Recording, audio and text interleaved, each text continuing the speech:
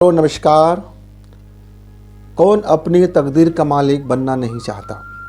सब चाहते हैं कि उनका तकदीर का मालिक वो खुद बने। लेकिन प्रश्न ये है कि आप अपने तकदीर के बारे में कभी सोचा है कि आपका तकदीर कैसा हो? बनना तो चाहते हैं पर सोचना नहीं चाहते।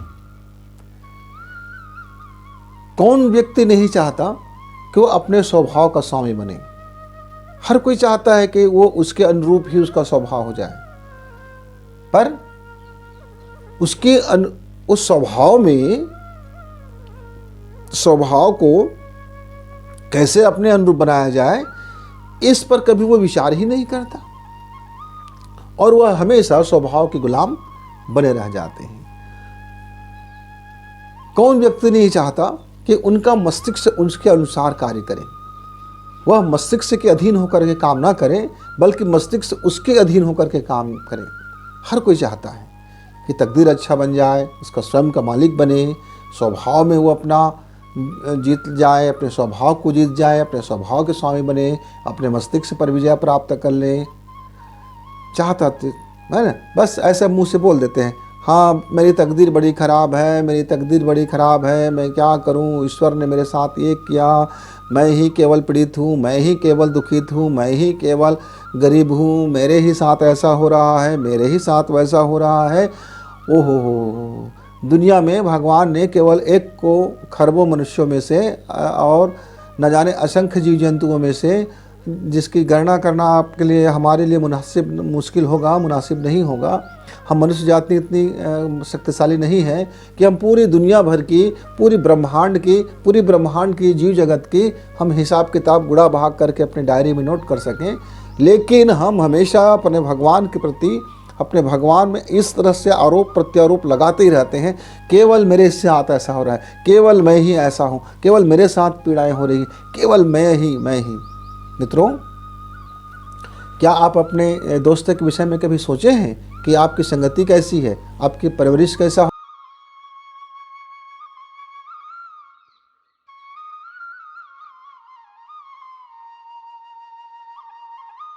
फियर में आप अपनी लाइफ को जी रहे हो? कौन सी तकदीर आप चाह रहे हो? कौन सी स्वभाव में आप जीना चाहते हो? कैसे आपके मस्तिष्क के काम करते हैं? कभी आपने इस पर विचार किया? आप यदि ज़रा भी विचार करते तो यह जो आपका जो साधना का जो विज्ञान है, जो आपका मेडिटेशन का साइंस है, जो आपके थॉट का जो विज्ञान है, यदि आप अपने इस थॉट पर कभी विचार किए होते, आप अपनी कभी मेडिटेशन पर विचार किए होते, साधना विज्ञान से आप अपने तकदीर बदल सकते हैं, आप अपने स्वभाव बदल सकते हैं और आप अपने मस्तिष्क को भी बदल सकते हैं। यदि आप इस साधना विज्ञान को आप समझ गए होते, आप जीवन में उतार लिए होते, आप थोड़े से जीवन में उसका प्रयोग कर लिए होते, तो यह साधना विज्ञान आपका जीवन का ऐसा तकदीर का रास्ता खोल देता है कि आप अपना तकदीर का मालिक बन सकते हो, आप अपने स्वभाव के स्वामी भी बन सकते हो, यहाँ तक कि आप अपने मस्तिष्क पर भी विजय प्राप्त कर सकते हो। तीनों कठिन कार्य, तीनों असंभव से दिखने वाले कार्य। कहेंगे तकदीर मेरे हाथ में कैसे है? आपके ही हाथ में है। स्वभाव किसके हाथ में है? वो आपके ही हाथ में है। मस्तिष्क किसके हाथ में है? वो आपके ही हाथ में है। कैसे?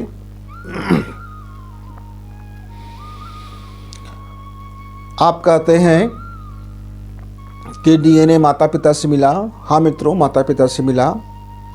उनको ये डीएनए कहाँ से मिला? उनके माता पिता से मिला। यह क्रम सदियों से चला आ रहा है। फिर हम डीएनए में परिवर्तन कैसे कर सकते हैं? क्यों? डीएनए में गुण का डीएनए होता है, रूप का डीएनए होता है, स्वभाव का डीएनए होता है। हाँ मित्र, इस बिल्कुल आपका कहना जायज़ है कि यह डीएनए में हमें यह सब मिल के आता है। पर डीएनए में एक और चीज़ मिल के आता है कि हम अपने डीएनए को बदल सकते हैं। तो आप वह बदलने वाली चीज़ क्यों नहीं दबा देते? जो विशेषताएं, जो गुण है, वो तो मिला हुआ। ठीक, आप एक मकान में रहते हो, उस मकान में पहले से ये सुविधाएं दे रखा है ताकि आपका जीवन आसान हो जाए, आप उसको उपयोग कर लो। आप उपयोग की जगह में आप दुरुपयोग करोगे तो मकान की क्या गलती? मैं अपने कुछ मित्रों से मिलाता हूँ। मेरे एक मित्र है घोर निराशावादी, घोर निराशावादी, मेरे पक्के वाले मित्र हैं। इतना निराशावादी है कि उसको तो यह विश्वास ही नहीं होता कि उसका ये जीवन जी भी रहा है, इस जीवन में कुछ हो रहा है। यह जीवन उसके लिए एक वरदान है, यह जीवन उसके लिए अनमोल धन है, यह जीवन उसके लिए कितना शानदार चीज़ें हैं। या उनको तो लगता है कि यह उसके जीवन में ये जो इनको जीवन मिला हुआ है, जो इनको घर मिला हुआ है, जो इनको माता पिता मिला हुआ है, जो इनको समाज मिला हुआ है, जो जाति मिला हुआ है, जो इनके चीज़ों में मिले हुए हैं, जो वो खाना खा रहे हैं, ये सब उनको लगता है कि कुछ भी नहीं है, सारा चीज़ बेकार हो गया, सब गुड़ गोबर है। केवल उसके नसीब में एक ऐसा कांटा भरा हुआ है, एक ऐसा पीड़ा भरा हुआ है, एक ऐसा आग भरा हुआ है जो पूरे उसके लाइफ को गटमट करके रखा है। उसका दृष्टिकोण हमेशा घोर निराशावादी, घोर। वह दिन में भी रात की कल्पना कर लेता है, सूरज के उजाले में भी उसको रात का अंधियारा दिखने लग जाता है। इतनी घोर निराशावादी मेरे मित्र हैं। वो जब कभी मेरे पास आते हैं तो मेरा बड़ा नुकसान करके चले जाते हैं। मुझे महीनों और सालों लग जाते हैं उससे पीछा छुड़ाने में। एक मेरा और मित्र है, एक मेरा मित्र है जलनखोर मित्र, अहंकारी मित्र, क्रोधी। उसमें तीनों गुण एक साथ आता है उनका। वो त्रिकुट है, वो 3 तरह से गुणों को लेकर के आता है। वह अहंकारी मित्र जब मेरे पास आता है तो हमेशा दूसरे को नीचा दिखाते रहते हैं। वह कभी किसी को अपने बराबर नहीं समझते, अपने समकक्ष नहीं समझते, और हर किसी में खोट, हर किसी में गलती, हर किसी में उसका ऐसा ये कमी है, उसमें ये कमी है, उसमें ये कमी है, वो ऐसा है, वो ऐसा है, इमका है, ढिमका है, अलाने हैं, फलाने हैं। वो हमेशा गाली ही देते रहेंगे, वो हमेशा दूसरे को खराब ही साबित करते रहेंगे, वे हमेशा दूसरे के लिए ईर्ष्या ही करते रहेंगे, वे हमेशा दूसरे के लिए जलन ही मरते रहेंगे, वे हमेशा क्रोध में आग बबूला रहेंगे, हमेशा उनके मुंह से गाली ही निकलता रहेगा। उसके जीवन में शांति कोसों दूर है, उनके लिए तो असंभव है।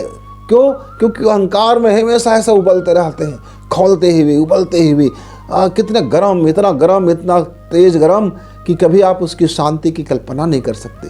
फिर खुशी कैसे आएगा? क्योंकि आप गाली दे रहे हो तो गाली मिलेगा ना। जो आप दोगे वही तो लौट के आएगा इस ब्रह्मांड से। आपने जलन दिया, जलन मिला ना। आपने उसको खोटा कहा ना, वो खोटा मिला ना आपको। जो आप फेंक रहे हो, आपके भीतर में है, उसको फेंक रहे हो, लौट के आपको मिलता है, 1000 गुना बन के लौट के आके मिलता है। आप एक फेंकते हो, वह फेंकते फेंकते 1000 गुना में बदल जाता है, और वो फिर लौट करके आपको वो मिल जाता है। तो आपने अहंकार फेंका, अहंकार मिला, घृणा फेंका, घृणा मिला, लोभ फेंका, लोभ मिला, जलन फेंक दिए, जलन मिल गया। आपने शांति मुक्त किया क्या? नहीं ना। तो शांति कैसे? आनंद मुक्त किया क्या? तो फिर आनंद कैसे? मित्रों, थोड़ी सी आप इस संरचना को समझ जाइए। ये एक और मेरे मित्र हैं। मेरे मित्र, एक तीसरा मित्र जो है, या तीसरा मित्र शंका वाला मित्र। हमेशा शंका, हर काम में शंका। वो तो खाना खाते भी उसको शंका हो जाता है कि मैं ये खाना खा रहा हूँ तो ये खाना मेरे लिए अच्छा है कि नहीं है, कहीं मैं खाना खा के मर ना जाऊँ। वो सोते हैं तो शंका, कहीं मेरी कोई हत्या ना कर दे, कहीं मैं रात में सोते मर ना जाऊं, कहीं मैं रात में सोया हूं, मेरा हाथ दब गया तो कुछ ऐसा हो जाएगा, मुझको ऐसा हो जाएगा। यानी कि हर पल पल पल पल शंका शंका शंका शंका शंका। वह किसी के ऊपर विश्वास नहीं कर सकता, वो खुद के ऊपर उनको विश्वास नहीं है। दुनिया में क्या किसी के ऊपर खाक भरोसा करेगा वो। तो ये तीन मित्र ने मेरी तकदीर को अंधेरा करके रखा है। ये 3 मित्रों की मेरी बड़ी दोस्ती है। ये दोस्त होने के कारण मेरा तकदीर रूठा हुआ है। ये 3 मित्रों की जब स्वभाव बदलेगा तो मेरी तकदीर लाइटनेस होगा, फिर मैं जो चाहूँगा वो मुझे मेरे नसीब में आ जाएगा। ये तीनों मित्रों के स्वभाव के कारण मेरा स्वभाव भी बड़ा खराब बन गया। जब मैं अहंकार के साथ होता हूँ तो अहंकारी जैसे स्वभाव, जब मैं निराशावादी के साथ होता हूँ तो निराशावादी स्वभाव, जब मैं जलनखोर के साथ होता हूँ तो जलनखोर स्वभाव, जब मैं संकालू के साथ होता हूँ तो संकालू स्वभाव। और इस स्वभाव के कारण मेरे मस्तिष्क उनका सरंजाम जुटाते रहते हैं। अहंकार आ गए तो मस्तिष्क ने पूरी दुनिया भर का अहंकार मेरे मस्तिष्क में उसका पिटारा खोल देता है, उसका साइट खोल देता है, उसका वेबसाइट खोल देता है और लाखों अहंकार के फार्मूला उनको दे देता है। ऐसे ही जब शंका वाले मित्र आते हैं तो मेरे मस्तिष्क ने हजारों तरह की शंकाओं का फार्मूला लाके दे देते हैं। वो इतने अनंत उनके सॉफ्टवेयर में भरे पड़े वेबसाइट में वो इतने वेबसाइट में उनका भरा पड़ा है शंका का वेबसाइट, वो सारा मटेरियल लाके दे देता है पूरा। तो जब भी मेरा कोई मित्र होता है और मैं जिस मित्र के साथ होता हूँ वह पूरा वैसे ही वातावरण बन जाता है।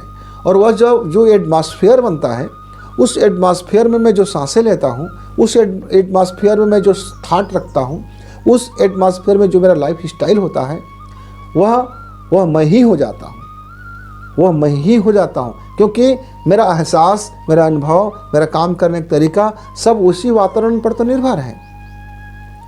तो मित्रों, हमको क्या करना होगा? हमको ये ध्यान देना होगा, ये जो हमारे मित्र हैं इनके स्वभाव को बदलना होगा, या इस मित्र के स्थान पर हमको दूसरा वाला मित्र लाना होगा। हमको अपनी दोस्ती तोड़ना पड़ेगा, या दोस्ती तोड़ना नहीं पड़ेगा तो दोस्त की दृष्टिकोण बदलना पड़ेगा, दोस्त की नज़रिया बदलना पड़ेगा, दोस्त की लाइफ स्टाइल बदलना पड़ेगा, दोस्त की ऊर्जाओं का सही उपयोग सीखना होना पड़ेगा। जैसे क्रोधी मित्र हैं, अहंकारी मित्र हैं, अहंकारी मित्र हैं, बड़े काम के हैं आपका अहंकारी मित्र, उस अहंकारी मित्र को सजन में लगा दो, उसे चैलेंज दो कि आपसे ये काम नहीं होगा। अहंकारी मित्र अहंकार में आएगा, क्रोध में आएगा, गुस्सा में आएगा, जलन में आएगा और वो आपको चैलेंज देगा, चुनौती स्वीकार लेगा कि मैं ये कर सकता हूँ। आप जिस समय आप उसको, उस अहंकारी मित्र को आप एक चुनौती देते हो, वह चुनौती पर डट जाएगा और उस चुनौती के पीछे में आप उस शंका वाले को लगा दो। कहोगे कैसे? तुम चुनौती स्वीकार कर रहे हो, हाँ तुम नहीं कर सकते, तुम कर ही नहीं सकते।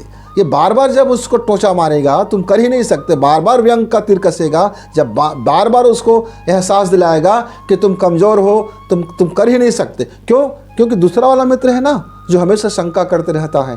तो वो जो अहंकारी मित्र है उसके एनर्जी फिर 2 गुना स्वरूप में आ गया। तक मैं कर सकता हूँ, अभी करके दिखाता हूँ, ये करके दिखाता हूँ, ऐसा हो सकता है, मैं ये चढ़ाई चढ़ सकता हूँ, मैं ये काम कर सकता हूँ, मैं ये कर सकता हूँ, मैं कर ही सकता हूँ, मैं करके दिखाता हूँ। और इस तरह से वह उसका जब दृष्टिकोण बदलेगा तो मित्र फिर आपका तकदीर बनने में वक्त नहीं लगेगा, फिर आपके स्वभाव को बदलने में वक्त नहीं लगेगा और फिर आपके मस्तिष्क पर आप विजय प्राप्त कर सकते हैं। पर यह दृष्टिकोण बदलेगा कैसे? पर ये धाराएं बदलेंगे कैसे? पर ये एटमॉस्फेयर बदलेंगे कैसे? ये बदलेंगे कैसे? तो इसके लिए मित्रों बहुत सिंपल सी चीज़ें हैं। आप उसको साधना विज्ञान को समझ लीजिए।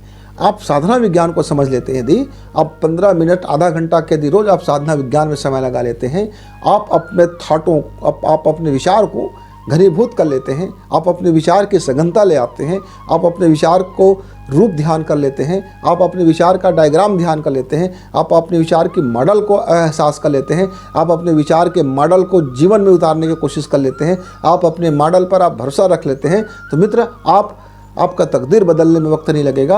आप अपने स्वभाव के शामिल बन जाओगे, आप अपने मस्तिष्क पर विजय प्राप्त कर लोगे। पर ये होगा कैसे?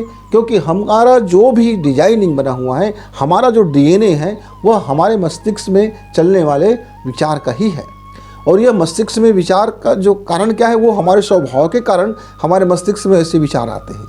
जब हमारा स्वभाव ही ऐसा हो जाता है और हमारे मस्तिष्क में ऐसे ही विचार आने लगते हैं, तो फिर हम वैसे ही तकदीर को प्राप्त कर लेते हैं। तो मूल जड़ कहाँ पर है? हमारे विचार पर है। मूल जड़ कहाँ पर है? स्वभाव पर है। मूल जड़ कहाँ पर है? मस्तिष्क पर है। ये तीनों मिल करके हमारे तकदीर को बनाता है और बिगाड़ देता है। कैसे हम नियंत्रित करें? हम इतने जटिल चीज़ हैं और आप कहते हैं कि इसको हम आसानी से नियंत्रित कर सकते हैं। हाँ मित्रों, ये बहुत आसान चीज़ें हैं, आपने इसको जटिल बना दिया है। ये बहुत सिंपल सी चीज़ें हैं, आपने उसको जटिल बना दिया है। ये बहुत ही कारगर चीज़ें हैं, पर आपने उस पर पर्दा डाल रखा है, पर्दा डाल रखा है। आप ऐसा समझ लो, एक लकड़ी है, उस लकड़ी के भीतर में आग है, आपको आग नहीं दिखाई देता है, आपको लकड़ी दिखाई देता है, मुझे उस लकड़ी के भीतर में आग दिखाई देता है और मैं उस आग को प्राप्त कर लेता हूँ। कैसे? आप लकड़ी को आग से संपर्क में ले आओगे तो लकड़ी का आग जो है वो बाहर निकलेगा और वह आग प्रस्फुटित होगा और पूरी लकड़ी का आग पूरी तरह से प्रज्वलित हो जाएगा। ठीक है, दबी पड़ी है, शांत पड़ी है, उसे नहीं पता है कि उसके भीतर में आग है। आपको बताना पड़ेगा, आपको जगाना पड़ेगा, आपको जागरूक होना पड़ेगा, आपको ध्यानस्थ होना पड़ेगा, आपको समझाना पड़ेगा कि आपके भीतर की चिंगारी उठिए, जागिए और अपने स्वरूप को समझिए। तो हम इसको हमारे भारतीय ऋषियों मुनियों ने, हमारे भारतीय संस्कृति में इसके लिए बहुत सिंपल सी तकनीकी बताया गया था, रूप ध्यान का। रूप ध्यान भक्ति मार्ग का एक प्रमुख हथियार है, या भक्ति मार्ग का एक प्रमुख रास्ता है, या भक्ति मार्ग का प्रमुख पथ है कि हम उस स्वरूप को ध्यान करते हैं। हमारा जो आराध्य होता है, हम उस स्वरूप का ध्यान करते हैं। जब हम उस स्वरूप को अपने जीवन में ध्यान कर लेते हैं, सांसों में ध्यान कर लेते हैं, अपने आँखों में ध्यान कर लेते हैं, अपने जीवन में उसको एहसास से भर जाते हैं, अपने जीवन के मस्तिष्क में उसको एहसास से भर जाते हैं, अपने जीवन में उसको महसूस करने लगते हैं कि हम और वो एक हैं। जैसे जैसे उसका रूप ध्यान एहसास से भरते जाता है, वह वैसे वैसे वह होता चला जाता है और वह उतना ही परम शक्तिशाली होता हुआ चला जाता है। पर ये समझने में थोड़ा सा दिक्कत भरा काम है कि रूप ध्यान करेंगे ऐसे कैसे हो जाएगा। तो चलिए इसे हम आधुनिक समझ में लेते हैं। एक आप डिजाइन बनाइए, एक आप मॉडल बनाइए। आपका तकदीर क्या चाहते हैं, आप अपने विषय में क्या चाहते हो, आप अपने जीवन में क्या चाहते हो, आपका जो परिवेश है वो कैसे हो, आपका जो ये परिवार का वातावरण है कैसे बने, आपका ऑफिस का वातावरण कैसे बने, आप जहाँ काम करते हो उसका वातावरण कैसे हो, आपका विद्यालय का वातावरण कैसे हो, आपके दोस्तों के साथ व्यवहार कैसा हो, आप क्या चाहते हो। आप जो चाहते हो उसे आपको देना पड़ेगा, आप जो चाहते हो उसको देना पड़ेगा। जैसे उदाहरण लेते हैं, आपको खुशी चाहते हैं तो खुशी का आपको रूप बनाना पड़ेगा। आप आनंद चाहते हैं तो आनंद का एहसास आपको जगाना पड़ेगा। आप लोग आपका भरोसा करें तो आपको भी भरोसा करना क्या आपको डिज़ाइन बनाना पड़ेगा। लोग आप पर विश्वास करें तो विश्वास का भी आपको डिज़ाइन बनाना पड़ेगा। यानी आप एक सुंदर सा आप अपने लिए एक बना लीजिए कि आप ऐसा समझ लीजिए कि आप भगवान को प्रार्थना पत्र लिख रहे हैं तो आप अपने लिए क्या क्या चाहते हैं। तो आपका जो मांगने का लिस्ट होगा मित्र बहुत भारी होगा, इतना लंबा लिस्ट हो जाएगा कि आप जीवन भर उसको लिखते लिखते रहते जाओगे और कभी आपका लिस्ट पूरा नहीं होगा। तो फिर ऐसे में आप अपना तकदीर का मालिक कैसे बन सकते हो, फिर ऐसे में फिर अपने स्वभाव का मालिक कैसे बन सकते हो, फिर ऐसे में आप अपने मस्तिष्क के मालिक कैसे बन सकते हो। तो आपको तो अपना मूल समझना पड़ेगा। क्या समझना पड़ेगा? यह सृष्टि में विचार का बड़ा महत्व है। आपका विचार घनीभूत होकर के आपके तकदीर को बना देता है। चलिए एक छोटा सा नमूना लेते हैं। क्या नमूना लेते हैं? स्वभाव, मस्तिष्क और तकदीर, इन तीनों का एक छोटा सा हम मॉडल नमूना लेते हैं। पहले आपको 5 मिनट का अपने सांसों का प्राणायाम, ध्यान प्राणायाम, सांसों का ध्यान प्राणायाम करना होगा। धीरे धीरे सांस खींचिए और पूरा ध्यान आप अपने नाक के अग्रभाग पर लगा दीजिए। बंद आँखों से आप कोशिश करें कि जहाँ से ये सांसें आ जा रही है वहाँ आप दिखाई दे रहा है, उसके घर्षण को अनुभव कीजिए। और सांसों को आपको बहुत ज़्यादा नहीं लेना है, धीरे धीरे लेना है और धीरे धीरे छोड़ना है।